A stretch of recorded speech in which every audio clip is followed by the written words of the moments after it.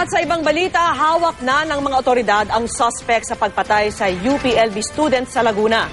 Mismong lolo ng suspect ang nagsuko sa kanya. Saksi si Victoria Tulad. Matapos ituro ng nagpakilalang tsuhin niya, natuntun din ng pulisya sa bahay ng kanyang lolo sa Tanawan, Batangas, si Benigno Cayetano Naile.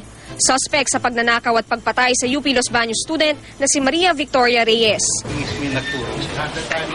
Po, nahirapan din po kasi yun, kaya po siguro po pinaamin siyang pilit. Hindi man nanlaban, iginiit ni Naile na wala siyang kinalaman at na-frame up lang daw siya sa krimen. Kaya po ako wala na rin sa bahay namin kasi po may nakaawi po ako doong killer sa amin. Siyempre po, natatakot po ako, kaya po lumipat kami ng bahay. Bago nito, patong-patong na kaso na raw ang hinaharap ni Naile, kabilang na ang robbery at frustrated homicide. Para maisuko mismong ang lolo niya ang nakipag-usap sa mga pulis. Dahil sa gubat naman silang tutulog. 2 gabi. Takot na takot.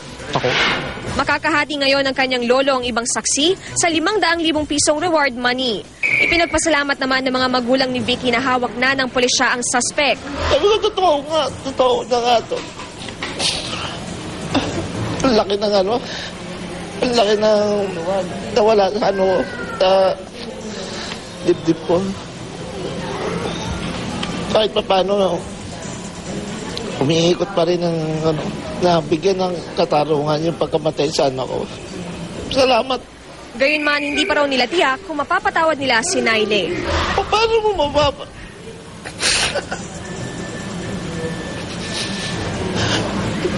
Ano ba yan ako? Mapapatawad mo pa ba yung Siya yung pumuto lahat ng mga pangarap ng anak ko. Kasi kung mangarap ang anak ko, para sa amin, para sa ibang tao, hindi lang sa amin. Patuloy naman ang pagdating ng mga nakikiramay sa muling gabi ng burol ni Vicky. Ililibing siya ngayong Sabado ng hapon. Pag alam niyang kailangan mo ng tulong, siya na mismo yung mag-o-offer sa'yo ng tulong. Ang hirap na akala mo magkikita kayo ulit sa graduation, hopefully, pero yun, biglaan lang nawala. So, yun. Mula rito sa Laguna, ako si Victoria Tulad ang inyong saksi.